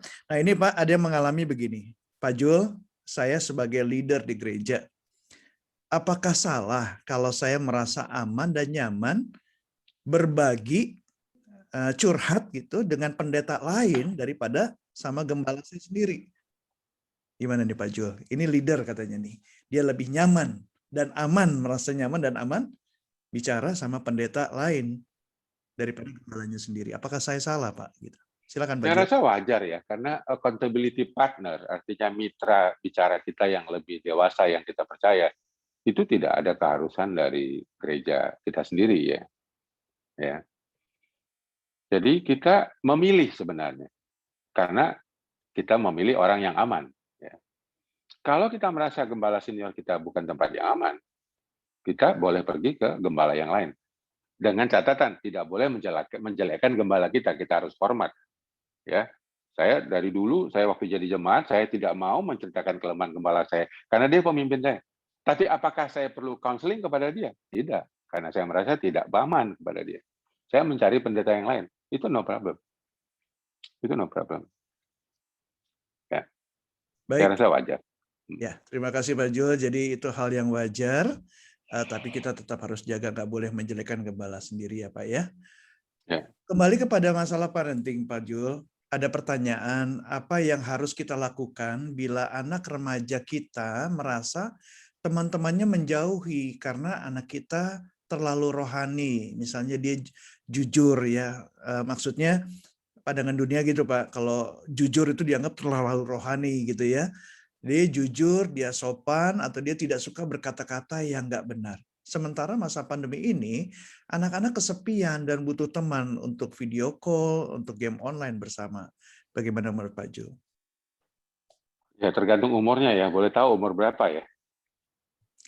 Masih remaja nih Pak, jadi perkiraan sekitar 12 sampai 17 barangkali ya Pak ya. Ya. Saya juga punya pengalaman dengan anak sulung saya yang sangat baik, yang sangat nurut ya. Boleh dibilang sampai SMA kelas 3, dia tidak ada masalah yang berarti. Beda sama yang nomor 2 tadi ya. Candu game, ateis ya. Suka melawan. Yang nomor 1 itu baik sekali. Ya. Maaf Pak, tadi katanya anaknya umur 12 tahun katanya Pak. 12 ya, oke. Jadi anak saya yang sulung ini justru baik sekali. Tapi waktu kuliah, dia bilang sama kami begini, dia mulai susah di kampus. Dia bilang, Pak, Mak, saya nyesal terlambat nakal. Nah, habislah sudah. Ya, dia mulai coba ini, mulai coba minum, mulai coba ini. Jadi waktu kuliah dia betul-betul lebih buruk daripada apa yang dilakukan anak bungsu kami yang tidak pernah minum. Ya. Nah, tapi sudah saya, Setelah dia melewati masa-masa yang sulit sebagai seorang anak muda, sebagai seorang mahasiswa, kami mulai sadar, ternyata kami waktu dia kecil terlalu dominan, terlalu mengontrol, ya, terlalu memaksa dia hidup sebagai seorang anak pendeta. Dia kehilangan kebebasannya. Dia akhirnya depresi. Jadi sumber, kalau ditanya sama saya, apa sumber masalah utama manusia? Saya menemukan satu saja, tidak bisa menjadi diri sendiri. Kalau anak bisa kita berikan, kita izinkan menjadi dirinya sendiri, dan kita hadir sebagai pendamping. Saya rasa dia lebih baik bertumbuh daripada kita kontrol, kita ingatin kamu anak hamba Tuhan, kamu anak pendeta, kasihan dia. Dan jikalau akhirnya di sekolah dia tidak diterima oleh karena karakternya jujur, lurus, tulus, ya itu sudah resiko karena dia memilih jalur kepribadian yang diajarkan oleh orang tuanya, barangkali. Tapi Bapak Ibu, masih ada yang menerima dia, yaitu orang tua. Ya. Selama masih ada yang menerima dia masih aman. Tapi kalau Bapak Ibunya juga di rumah tukang nasihat, tukang tegur, masih nuntut, masih kurang ini, kurang itu, saya kira anak itu akan tambah stres. Ada satu karunia Alkitab yang sangat bagus untuk mengelola stres kita, yaitu perasaan cukup. Tapi itu bukan hanya uang. Kita merasa cukup anak kita seperti itu. Kita seringkali kita bilang anak kita kurang rohani lah, kurang iman lah, kurang berdoa lah, kurang inilah, kurang itu. Itu perasaan tidak cukup. Itu mengganggu sekali anak-anak kita. Dengan banyak nasihat. Nasihat itu banyak, artinya kamu kurang cukup untuk mama. Kamu kurang cukup untuk bapak. Itu artinya kita tidak punya merasa cukup. Pasangan kita cukup, kadang-kadang juga enggak. Kita nuntut ini, nuntut itu. Maka perasaan cukup itu sangat banyak membantu stabilitas emosi kita. Bahwa kita menerima pasangan anak kita apa adanya. Nah, kembali terakhir soal anak itu, kalau Bapak Ibu masih terima dia, itu baik. Yang kedua, rekayasa, Bu. Cari orang yang bisa teman-temannya. Memang susah. Ya, anak saya nomor 2 itu sama sekali tidak bergaul. Kami masak di rumah, undang tetangga datang, belikan alat mainan anak-anak remaja, ya, bola-bolaan. Kami cari akal semua. Ya. Ini memang pandemi lebih rumit dibandingkan waktu anak saya masih umur 12. Sama sekali dia tidak bisa bergaul. Dia mulai bergaul itu umur 18 tahun. Sebelumnya dia sangat tidak bergaul, kecuali di game online, semuanya dunia maya. Ya. Tapi saudara kita bisa menyediakan teman-teman. Kami sengaja masak, istri saya sengaja masak, panggil teman-temannya, mereka senang karena masak, karena ada makanan yang enak. Ya. Saya belikan dia speaker Bose yang bagus, dia mengembangkan hobinya menyanyi, dia mengembangkan hobinya menari, dia mengembangkan hobinya drama, karena saya kasih fasilitas. Bose yang mahal, tapi saya tahu, itu dia suka. Yang ini kita sebut namanya substitusi. Berikan dia pengganti yang bisa menciptakan kesenangan sendiri. Sorry, saya tidak bisa jawab secara detail. Saya kira setiap ada masalah seperti ini, jangan ragu. Ya, pergilah konsultasi ke seorang konselor remaja. Ya, di tempat kita ada mungkin 5 atau 6 konselor remaja yang baik. Selalu ada harapan. Pak Monty. Ya, baik. Terima kasih Pak Jul. Selalu ada harapan. Ya, selalu ada harapan. Wah, ini makin seru, pertanyaannya makin banyak, Pak. Mudah-mudahan waktunya cukup. Pertanyaan berikutnya adalah, bagaimana jika istri lebih sering kutip ayat Alkitab dalam hari-hari biasa dan terlebih dalam keadaan berdebat dan juga dalam momen berselisih? Akhirnya saya malas ajak bicara dengan istri yang seperti lebih hafal Alkitab daripada suami. Sedangkan istri tipe yang serius, jarang humor. Sampai kepada anak-anak juga istri kutip ayat. Sampai anak nek dengan Alkitab. Gimana ini Pak Jul? Silakan Pak. Ya, ini saya juga nggak bisa jawab. Ini karena sudah kasus begini, saya rasa baik ya, pergi konsultasi, bantuan. Dan mungkin topik yang bisa disajikan oleh BPD mulai ya, topiknya mulai spesifik nanti. Ini kan masih sangat umum gitu ya. Ya, saya tidak akan memberikan jawaban yang sangat spesifik ya.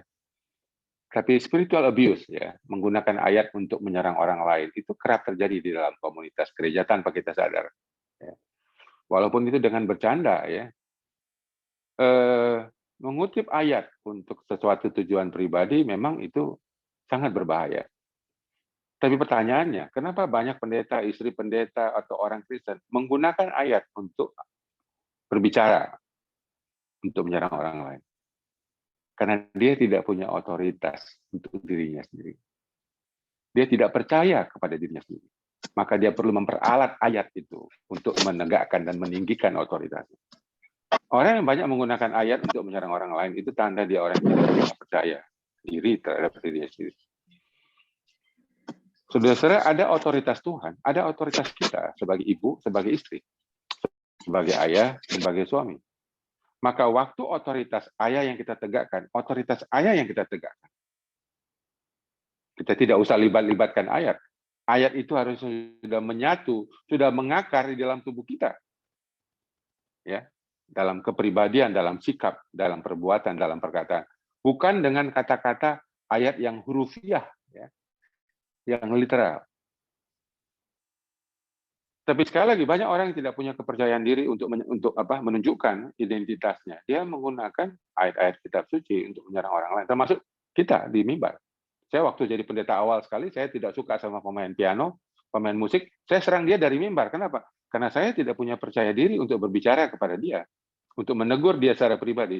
Saya menggunakan mimbar dengan salah, menggunakan kekuasaan secara salah untuk menyerang pemain musik saya. Saya sadar itu salah. Tapi karena saya tidak punya percaya diri, saya tidak punya keberanian untuk berbicara dari muka ke muka, dari hati ke hati. Maka pertanyaannya, dari mana sumber masalah ini? Sumbernya adalah sistem keluarganya tidak jalan. Sistem keluarganya sedang sakit, sedang tidak seimbang. Sehingga komunikasi adalah komunikasi yang saling melukai. Saran saya adalah yang merasa bermasalah dengan situasi ini mencari bantuan, karena tidak mungkin dalam waktu 5-6 menit saya memberikan jawaban. Tapi saya kira sistem keluarga kita banyak sekali yang tidak berfungsi, ya. Fungsi-fungsi keayahan dan kesuamian, fungsi-fungsi keibuan dan keistrian, fungsi-fungsi anak kita sebagai anak di dalam rumah, itu tidak berjalan secara seimbang. Nah, akibatnya tadi salah satunya adalah menggunakan otoritas ilahi tetapi secara salah. Saya kira itu yang saya bisa sampaikan, Pak Monty. Baik, terima kasih Pak Jul. Ini makin malam, ini makin seru pertanyaannya dan juga makin terbuka kelihatannya ini. Ya, memang keterbukaan adalah awal pemulihan. Nah, tadi Pak Jul kan katanya nyinggung soal yang bisa membuat kebosanan itu adalah karena kurang kreatif di dalam hubungan seks antara suami istri. Pak Jul boleh kasih tips nggak bagaimana sih untuk membangkitkan kreativitas hubungan seksual suami istri, keintiman seksual hubungan suami istri? Ya. Silakan, Pak. Bapak Ibu, saya juga pernah mengalami masa itu ketika umur saya berapa ya? Salah 3 itu kira-kira 8 tahun yang lalu, umur saya 50 ya, sudah bermasalah. Saya juga pergi konsultasi ke seorang pakar seksual, ya, seorang Pantekosta ya, seorang profesor. Bapak Ibu kenal ya, namanya Profesor Wimpi Pangkahila ya, tinggal di Bali gitu ya. Saya konsultasi 2 kali ke dia dan saya tertolong ya sampai sekarang ya. Kami sekarang ya masih bisa lah ya 3-4 hari sekali gitu, masih melakukan rutinitas dengan variasi-variasi hubungan seksual yang kami pelajari bersama-sama gitu. Tetapi yang paling mengganggu sebenarnya adalah pertama-tama adalah hambatan di emosi kita. Ya. Kalau relasi intimasi emosi kita bermasalah, intimasi intelektual kita bermasalah, sering sekali mengganggu intimasi seksual. Jadi kalau Anda konsultasi kepada seorang pakar seksual yang tentu menggunakan teori counseling, dia akan dibantu. Yang diperbaiki bukan relasi seksualnya, tapi relasi komunikasinya. Yang dibantu adalah relasi emosinya, itu yang paling mempengaruhi sekali. Karena saya sangat tidak nyaman kalau istri lagi marah, itu melayani hubungan seksual dengan suaminya. Dia melayani secara terpaksa, bukan secara sukarela. Itu tidak enak, karena kering kan. Bagi seorang laki-laki itu membutuhkan sekali respon seksual, respon hubungan tubuh yang sangat hangat, tapi itu tidak terjadi gitu. Karena kalau sudah salah satu terluka, itu pasti tidak menikmati. Ya, itu juga bisa mengganggu ereksi ya daripada suami. Ya. Itu yang pertama ya. Jadi jangan malu pergi konsultasi karena sekali lagi mencari akar-akar relasi seksual yang kering, yang hambar, yang dingin, yang miskin itu pasti ada akarnya gitu. Ya, dan kadang-kadang tidak cukup 1-2 sesi ya, karena mempengaruhi sekali. Lalu yang kedua itu adalah Itu memperbanyak itu ritual-ritual kemesraan seperti tadi ya, libur, bercanda ya. Ya saya sama istri hobi libur sih ya. Dulu masih uang kita belum banyak ya. Ke Bali kita tuh rutin tuh. Ke Surabaya naik mobil kita rutin. Ke Sumatera ya. Kita bisa pergi di jalan tuh 10 hari PP. Wah itu dari anak-anak kecil kita sampai puas. Jalan 5 hari, nanti 1 minggu jalan. Karena memang di jalan itu kita dipaksa berkomunikasi. Ya. Jadi ritualisasi hubungan seksual itu memang mesti diatur. Tidak bisa kepengen gitu langsung, nggak bisa. Bapak Ibu bisa rencanakan tuh. Tempat tidurnya direncanakan, ritual-ritual di kamar ya. Ya, parfum yang digunakan, perlu mandi apa tidak ya. Lalu kemudian direncanakan. Saya waktu awal-awal saya mulai sadar ya, kebutuhan seksual saya juga masih tinggi, saya bilang sama istri saya, "Ma, seminggu 2 kali ya. Saran Bapak apa?" Ya. Jangan lupa pakai baju dinas kalau aku pulang kantor. Jadi saya di kantor tuh udah WA dia, "Ma, nanti pakai baju dinas ya." Istri saya jawab, "Baju dinasnya sudah tua, tolong dibelikan ya." Lingerie, tau lingerie ya? Baju yang kelihatan semuanya. Jadi saya belikan dia rutin tuh. Sampai numpuk tuh di di lemari mulai warna kuning, warna hitam, warna putih, warna oranye, warna merah. Pokoknya dibeliin. Istri saya bilang, "Pak, baju dinas saya sudah mulai kurang." Kami pergi ke mall ya kan, beli di Wakoal, ya itu saya nggak malu saya yang beli baju dinas untuk istri saya, kan saya yang perlu kan laki-laki itu kan dari mata, ya kan. Makanya ibu-ibu lah, tolonglah kalau di rumah pakainya jangan terlalu ketat, apa namanya, terlalu lengkap ya, kayak baju pendeta gitu ya, semuanya lengkap dari atas sampai bawah. Ya pakai lingerie lah 3 hari sekali, ya kan. Baju celana pendek, pokoknya saya sebagai suami yang suka celana istri saya mana saya beliin, ya gitu. Nah, istri saya nggak suka belanja, gitu. Saya beliin, ya Bapak Ibu, Bapak-bapak biji baju dinas besok ya, pergi ke mall ya, beli baju dinas. Wow, thank you Pak Jul. Tuh kan, seru nggak Pak Jul kan? Kalau Pak Jul orangnya apa adanya gitu. Jadi ya, puji Tuhan. Jadi penting ya Pak Jul ya untuk menjaga emosi ya. Ritual seks juga harus direncanakan ya, diatur ya. Nah, penting nih memang kalau emosi terganggu itu susah ya. Ya Pak Monty, kan ada mitos-mitos kayak misalnya menopause gitu ya. Ya ada, tapi bukan berarti tidak kepengen. Istri saya udah 59, kami masih bisa seminggu 2 kali. Tuh. Ya setidaknya 4 hari sekali lah. Jadi ya menopause tidak menghilangkan gairah seksual selama bisa ada yang mancing kan. Iya, Ya betul. barangkali karena yang mancing yang kurang. Bagaimana Pak Roditus dan Pak Trisna? Apakah ada sesi khusus nanti tema bulan keberapa gitu? Oke, baik. Siapa. Jadi penting persiapan ya, khususnya emosi harus dijaga ya. Jadi bunga mawar, bunga melati, jangan cepat tawar hati ya. Beli Indomie, beli salak, jadi suami jangan galak ya. Dari Gunung Putri ke Sindang Reret, jadi istri jangan cerewet. Jadi hubungan tetap bisa terjaga. Puji Tuhan, waktu udah terus berjalan. Pak, ada satu lagi nih Pak, satu lagi pertanyaan. Sebelum kita akan menutup, sebenarnya masih ada beberapa pertanyaan karena waktu ya. Kita harus coba untuk stick dengan waktu. Apa yang harus dilakukan jika kebanyakan orang-orang kita pada menarik diri dengan alasan tidak percaya diri, minder, tidak mampu, pada waktu diberi kesempatan untuk di-upgrade? Jadi ini tadi berkaitan dengan yang Pak Jul katakan untuk coba pemimpin gereja mendelegasi orang untuk dilatih, untuk belajar. Tapi yang bersangkutan ini minder, Pak. Jadi kenyataannya nggak segampang itu untuk dibicarakan. Bagaimana menurut Pak Jul?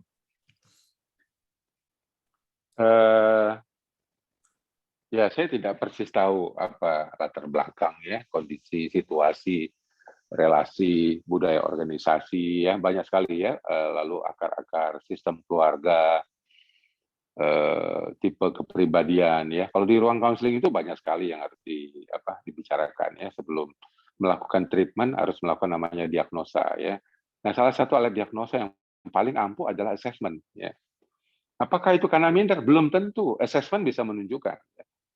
Ya, baik MMPI ya, itu 1 juta kira-kira, atau 700.000 ya, ada sama satu lagi namanya proyeksi. 2 alat itu akan menemukan sebenarnya di dalam diri kepribadian orang ini ada masalah apa, ada potensi apa, ada kekurangan apa, daripada kita menduga-duga, ini jangan-jangan minder. Belum tentu. Maka yang dilakukan oleh seorang pemimpin dalam hal ini adalah tadi itu, menegakkan identitas. Ya. Dia ini siapa? Saya ini siapa? Apa kelebihannya? Apa kekurangannya? Ada pemetaan terhadap identitas orang. Terus tujuannya untuk di-upgrade untuk apa? Banyak pemimpin mengupgrade bawahannya untuk dituntut kerja lebih besar, kerja lebih banyak. Itu kan tidak fair, Bapak Ibu. Itu tidak fair. Kita mengupgrade orang supaya pribadinya lebih baik, bukan supaya lebih banyak bekerja melayani kita. Itu bukan demikian, Bapak Ibu. Lalu kemudian sistem di dalam pekerjaan, budaya organisasi. Ya, kalau misalnya contoh, ada banyak orang yang berprestasi, bertalenta, berkarisma. Dia makin sering dipakai oleh gereja, tapi kan hidupnya makin kering. Hubungannya sama istri makin kering. Kenapa? 5 kali seminggu dia di gereja. Di rumah berapa kali seminggu di rumah? Saya kasih contoh misalnya, ada gereja yang mengharuskan 3 kali pengerjanya datang ke gereja. 3 kali seminggu, di absen. Pertanyaan saya, pernah nggak diteliti berapa kali dia memberikan waktu untuk istri dan anaknya? Di absen nggak? Enggak. Itu sama sekali tidak fair. Sama sekali tidak fair. Artinya apa? Dia bermasalah bukan di gereja, dia bermasalahnya di rumah. Mau di-upgrade setinggi-tingginya pun pasangannya nggak menghargai dia, lah untuk apa di-upgrade? Untuk apa di-upgrade? Dia makin aktif, makin marah suaminya. Dia makin aktif, makin cerewet istrinya. Dia mikir-mikir, lah saya begini aja udah dicerewet-cerewetin, apalagi nanti kalau saya sudah S2. Apalagi kalau nanti saya sekolah. Untuk apa? Jadi jangan terlalu cepat untuk mendiagnosa atau melakukan treatment, ya, melakukan sesuatu tindakan sebelum diagnosanya jelas. Maka Bapak Ibu kalau pergi counseling dengan ada bantuan assessment, wah itu sangat menolong sekali. Sangat menolong sekali. Ya nanti Pak, sebelum tutup saya kasih 1-2 menit Pak ya untuk sharing lembaga Pak ya, untuk promosi kegiatan. Begitu Pak. Ya, Pak baik, Monty, terima kasih Pak Jul, terima kasih dengan penjelasan yang begitu memberkati kita semua. Bagaimana Bapak Ibu Saudara diberkati dengan sharing kita pada malam hari ini, dengan acara kita yang diberkati, boleh acungkan jempolnya, jempol virtualnya juga boleh. Wah, puji Tuhan ya. Memang kalau kita bicara mengenai hal yang berhubungan dengan keluarga dan counseling ini nggak cukup ya, hanya 1,5 jam ya. Tapi puji Tuhan dari bidang keluarga maupun bidang counseling BPD ya akan terus menyerap apa yang menjadi kebutuhan dari para hamba Tuhan dan jemaat juga di DKI ini, sehingga di waktu-waktu ke depan kita akan terus memperlengkapi ya keluarga-keluarga supaya semua keluarga di Gereja Bethel Indonesia di Jakarta ini menjadi keluarga yang sehat dan kuat ya. Sekali lagi kita berikan tepuk tangan, aplausnya buat Pak Jul. Ya, puji Tuhan Pak Jul, terima kasih. Dan sebelum mengakhiri sesi ini, Pak Jul akan memberikan satu konklusi dan juga ada 1-2 menit yang Pak Jul mau sampaikan buat kita semua. Silakan Pak Jul. Ya, terima kasih Pak Monty. Saya mau coba aja ini. Tadi saya mau sharing kok nggak bisa ya. Jadi saya coba dulu apakah bisa ya dibagikan untuk Bapak Ibu apa yang bisa Bapak Ibu ikuti dari lembaga LK3. Mudah-mudahan bisa. Salam konseling. Terima kasih untuk selalu setia mengikuti program-program yang diadakan oleh LK3.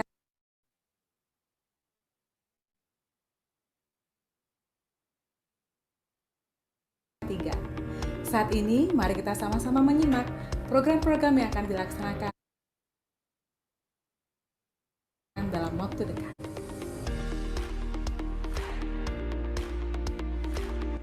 Program studi konseling yang diadakan oleh LK3. Program sertifikat konseling keluarga dan kesehatan mental. Dan program pendidikan bergelar S2 bekerjasama dengan Universitas Kristen Maranatha. Program Doktor Teologi S3 Konsentrasi Konseling Kristen bekerjasama dengan STT Bethel Indonesia. Untuk informasi lebih lengkap, mari ikut serta dalam open house yang akan dilaksanakan tanggal 19 Juni untuk program Magister Psikologi Sains Konsentrasi Konseling Kristen. LK3 membuka kesempatan bekerja sama bagi lembaga ataupun gereja.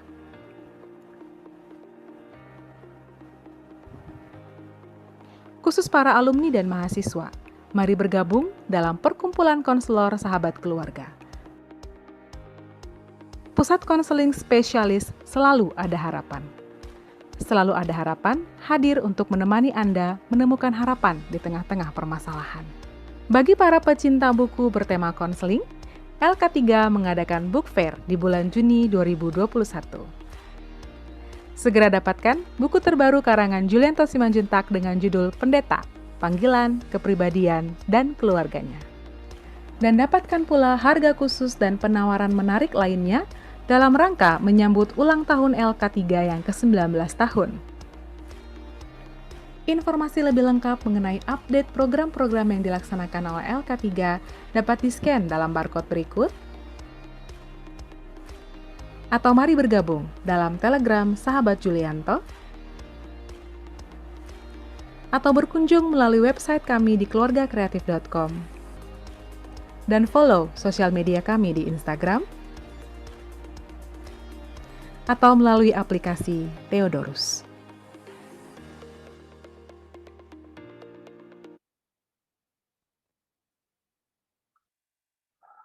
Saya ingin menutup dengan satu kalimat, Bapak Ibu, Tuhan memberkati kita di dalam dan melalui keluarga. Keluarga adalah mitranya untuk menebus manusia. Karena itu, jangan jauh-jauh mencari berkat Tuhan. Berkat itu ada di rumah.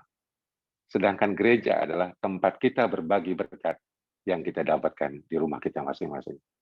Sekali lagi terima kasih untuk rekan-rekan PPD GBI Jakarta. Tuhan berkati. Wow, waktunya Pak Jul makan es campur dikasih selasi. Kami di sini sangat berterima kasih. Kita berikan tepuk tangan sekali lagi buat Pak Jul. Baik, terima kasih Pak Julianto. Dan selanjutnya saya serahkan kepada Pak Roditus Mangunsaputra untuk menyampaikan ada beberapa pengumuman. Silakan Pak Rodi. Baik Bapak Ibu sekalian, sekali lagi kita berikan aplaus untuk Pak Julianto Simanjuntak yang sudah memberikan berkat bagi kita sekalian. Puji Tuhan Bapak Ibu sekalian, ada beberapa hal yang perlu disampaikan. Yang pertama adalah bahwa bidang keluarga DKI Jakarta sudah membuat satu WA group ya, di mana Bapak Ibu sekalian bergabung di sana, dan WA group ini akan tetap ada, di mana WA Group ini akan memberikan informasi-informasi untuk kegiatan-kegiatan bidang keluarga BPD DKI Jakarta bagi Bapak Ibu sekalian. Maka kami berterima kasih dan menyambut baik kalau Bapak Ibu sekalian masih tetap ada di WA Group ini. Ya, nanti temanya akan terus berganti sesuai dengan kebutuhan bidang keluarga. Tapi kalau misalnya mau live dari grup ini pun juga tidak apa-apa, kami mengucapkan terima kasih. Nah, kemudian yang kedua, Bapak Ibu, perlu diberitahukan bahwa pada tanggal 20 Juni ya 2021 jam 10 pagi sampai 11.30 kami akan menyelenggarakan bedah buku Why Counseling bersama-sama dengan bidang konseling BPD DKI Jakarta, Ibu Pendeta Susana Halim. Ya, kami akan mengadakan satu acara bedah buku Why Counseling ya bersama dengan Bapak Pendeta Sukirno Taryadi ya. Itu jam 10 sampai 11.30 pada tanggal 20 Juni, tolong nanti bisa dicatat di situ walaupun nanti kita informasikan melalui WA Group. Lalu kemudian tanggal 30 Juni 2021 ya jam 9 pagi sampai jam 3 sore akan ada satu kegiatan yaitu BSK, Bapa Sepanjang Kehidupan ya, yang menjadi pembicara adalah Pastor Casey Carson dari The World Needs a Father ya. Dan ini bukan hanya untuk bapak tetapi juga untuk para wanita atau untuk ibu, karena ada juga ibu yang berperan sebagai bapak. Jadi Bapa Sepanjang Kehidupan untuk yang tanggal 30 Juni ini boleh diikuti oleh ibu-ibu sekalian. Dan kemudian yang ketiga adalah ada pelatihan konseling Biblical Basic Level oleh Bethel Biblical Counseling Academy, yaitu pada tanggal 21 Juli sampai dengan 3 November 2021 ya, pukul 19 sampai dengan 20.30. Nanti detailnya akan disampaikan melalui WA Group. Bapak Ibu sekalian, sekali lagi terima kasih untuk kehadiran Bapak Ibu untuk acara yang diselenggarakan oleh bidang keluarga, pembinaan keluarga BPD DKI Jakarta, dan kami berharap kita akan bertemu kembali dalam satu tema-tema yang lain yang menarik. Salah satunya tadi yang sudah dikupas oleh pembicara kita, Bapak Julianto Simanjuntak, adalah bagaimana kehidupan seks di dalam keluarga, hubungan suami istri. Ini menarik ya, nanti kita akan adakan sesi seperti ini. Dan sekali lagi Pak Julianto Simanjuntak, terima kasih, dan kami berharap untuk Bapak tidak bosan untuk bersama-sama kami berbagi berkat di dalam keluarga DKI Jakarta. Sekali lagi terima kasih, dan Sama-sama, Pak. ya, kita akan tutup acara kita malam hari ini dengan doa. Oh ya, satu lagi yang saya lupa Bapak Ibu sekalian, di dalam form kemarin yang dibagikan salah satunya ada kolom mengenai apakah Bapak Ibu memerlukan konseling. Ya, jadi bagi Bapak Ibu sekalian, ternyata ada beberapa yang memerlukan konseling, dan hadir bersama dengan kita adalah Ibu Susan Halim. Beliau adalah Ketua Bidang Konseling BPD DKI Jakarta. Jadi bagi Bapak Ibu sekalian yang memerlukan konseling, boleh menghubungi Ibu Susan atau menghubungi bidang keluarga. Kami akan melayani Bapak Ibu sekalian. Baik, kita akan tutup acara kita malam hari ini, dan kita akan tutup di dalam doa bersama dengan Bu Susan yang akan pimpin kita. Silakan, Bu. Ralat Pak Rodi. Ya.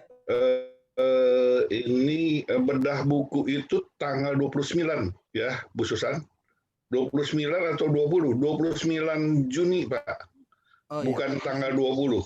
Oke, 29 ya. ya. Ya, bedah buku Why Counseling akan diadakan tanggal 29 Juni, bukan 20 Juni. 29 Juni.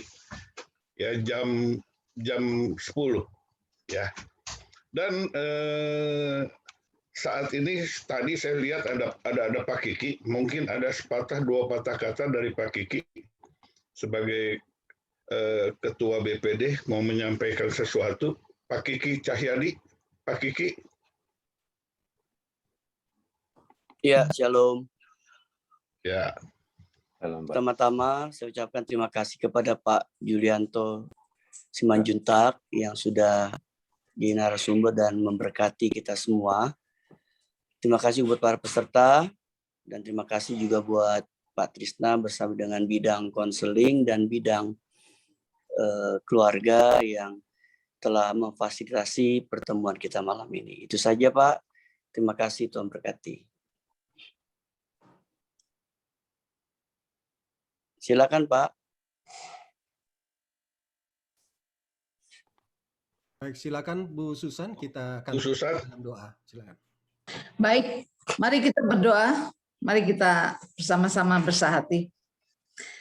Bapa yang baik, kami datang kepadamu dengan ucapan syukur untuk kesempatan boleh mendapat pembekalan kembali. Terima kasih Tuhan, Engkau sangat baik. Melalui belajar bersama pada malam hari ini, ada banyak hal yang Tuhan bukakan kepada kami. Dalam hubungan kami dengan diri kami sendiri, kami dengan keluarga kami, dan juga jemaat. Kami mohon Roh Kudus, Engkau menuntun kami, membawa kami untuk sesuai dengan kehendak-Mu. Tuhan, pimpin kami Tuhan, untuk mengenal kehendak Tuhan di dalam diri kami. Bapa, ampuni kami kalau kami terlalu kejam pada diri kami sendiri. Kami melupakan apa yang seharusnya kami lakukan, yang berguna untuk totalitas hidup kami di dalam pelayanan kami. Dalam burnout yang kami hadapi saat ini karena pandemi, kami sangat bersyukur Tuhan memberikan kesempatan kami untuk duduk diam bersama-sama belajar. Bapak, kami berdoa untuk hamba-Mu, Pak Julianto, yang telah Tuhan pakai untuk menjadi narasumber pada malam hari ini. Terus Engkau bukakan pewahyuan kepadanya, Tuhan berkati kesehatannya, keluarganya, dan pelayanan yang Tuhan percayakan kepadanya. Kami berdoa untuk BPD Tuhan, yang telah memberikan kesempatan untuk kami belajar. Tuhan memberkati BPD, seluruh program-programnya. Kami berdoa untuk Pak Kiki, Pak Trisna, Pak Roditus, Tuhan Engkau memberkati. Bahkan kami semua seluruh hamba-Mu, Tuhan Yesus, Engkau memberkati setiap kami. Dan kami sangat bersyukur Tuhan, untuk malam hari ini boleh belajar bersama-sama. Kami terima berkat-Mu dan kami mengucap syukur untuk hal itu. Silakan Pak Trisna untuk memberikan doa berkat. Mari Bapak Ibu yang mengikuti seminar ini, kita berdoa. Sebentar kita akan berpisah, tetapi pada saat ini kita percaya bahwa Allah kita hadir bersama dengan kita, dan mari kita terima berkat Tuhan. Angkat kedua tanganmu di hadapan Tuhan, dan terima berkat Tuhan. Kiranya kasih karunia limpah rahmat berkat, sukacita dan damai sejahtera dari Allah Bapa kita di sorga, cinta kasih sayang daripada Tuhan Yesus Kristus, dan persekutuan yang indah manis dalam Roh Kudus ada menyertai kita. Mulai saat ini sampai Maranatha Tuhan Yesus datang kembali. Dan mari kita segenap hamba-hamba Tuhan, kita katakan bersama, amin. Amin. Amin, amin. Thank you, Pak. Pak Julianto. Terima kasih Pak Jul. Terima kasih. Sama, Pak. Terima kasih Pak Kiki. Terima kasih. Terima kasih Pak Julianto semua. Terima kasih Pak Pes. Terima kasih Pak Jul. Tuhan berkati. Terima kasih ya. Pak Budi Sastra, Tuhan berkati Pak. Pak Budi. Tuhan berkati Pak Julianto. Terima kasih Pak. Ya, Pak Budi. Ya, terima kasih. Terima kasih Pak Trisna. Auditus, Tuhan berkati. Mas Baroto. Tuhan berkati. Berkati Mas Baroto. Ferdinand Poli. Pak Roditus. Tuhan berkati. Terima kasih. Terima kasih Pak Roditus. Saya live dulu ya. Saya izin live. Tuhan berkati.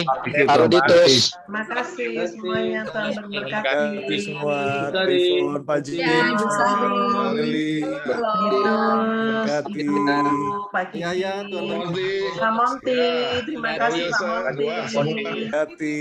Tuhan berkati Pak Trisna. Mas Ari, Tuhan berkati Mas Ya, Ari. amin. Terima kasih Pak Monti. Izin live ya. Salam buat Mas Marka. Ya, thank you. Saya sampaikan Pak Monti. Pak Budi Sastra, terima kasih. Yo, Tuhan berkati Pak Roditus. Terima kasih Pak Jul, Pak Trisna, Tuhan Sama. Pak Monti semuanya. Terima kasih Pak Budi. Ya, Pak James. Ya. Saya pamit ya, Tuhan berkati Pak. Ya, Tuhan berkati. Pak Jul. Sampai jumpa semuanya. Bye. Thank you. Sesi yang lain ya. Ya, Pak Trisna, Pak Roditus, Pak Monti, siap. Oke. Bye. Berkati Pak Jul. Ya, Pak Markus. Ya, Pak Ada Pak Julianto. Markus. Pak Selain Julianto. rambutnya beda, Pak Markus. Pak Julianto. Lagi cepak itu rambutnya. Kenapa? Senang ketemu Pak Markus. Pak Julianto, nanti saya menghubungi Bapak ya Pak. Saya ada beberapa hal yang Oh. follow up. Iya, iya Pak. Khususan, Ya, konseling Pak. khususan. Ini Ya, Pak. akhir-akhirnya coba ya, ini harus jadi satu. Memang keluarga harus konseling nih. Ini konseling, bidang konseling harus siap-siap. Iya Pak. Itu bagus. Ada buku Iya. dari Pak Jul itu tuh tentang konseling itu boleh itu tuh Bu Susan. Iya Hubungi Pak. Pak Jul ya. Lagi buat baca bukunya Pak Julianto ini. Perlengkapan tentang konselor. Iya itu. Iya. Betul, Itu bagus mantap sekali, tuh. isinya bagus sekali. Nah, Mantap baru tuh. sampai Iya Pak. nih, Iya Mantap, Pak. mantap. bagus sekali. Ya, iya, Perlengkapan iya, seorang iya. konselor. Nah itu Pak Rodi. Ini Pak Markus itu. nih pernah kuliah sama saya juga sama Pak Monti. Pak Markus Sudarji. Berarti kita harus kuliah ini Pak. Iya, yang lain kuliah. Kalau saya cerita, ringkasannya aja secara detail. Bikin pendidikan bukan khusus buat PPD ya. Di Bait Allah. Ah iya tuh Pak. Bagus Pak. Betul Pak. Saya Ya, sekarang jemaatnya, next saya ya. sekarang Pak Roditus, saya jemaatnya Pak Wiryo sekarang. Oh, puji Tuhan. Iya, iya, iya. Oh, di Pak Wiryo, Pak. Berarti di BSD dong, Pak ya? BSD, Pak. Pak Wiryo, saya jemaatnya Pak Wiryo. Pak Wiryo. Ya, WTC. WTC ya. WTC, iya, betul. Ya, Pak Orang, Julianto. nggak orang apa-apa. dalam.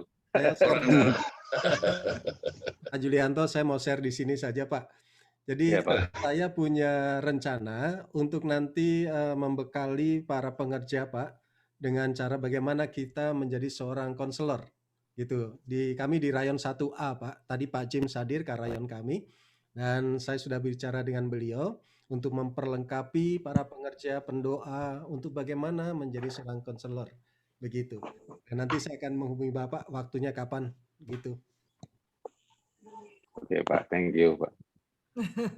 Thank Dalam you. waktu dekat, Pak ya. Banget. Dalam waktu dekat, Pak.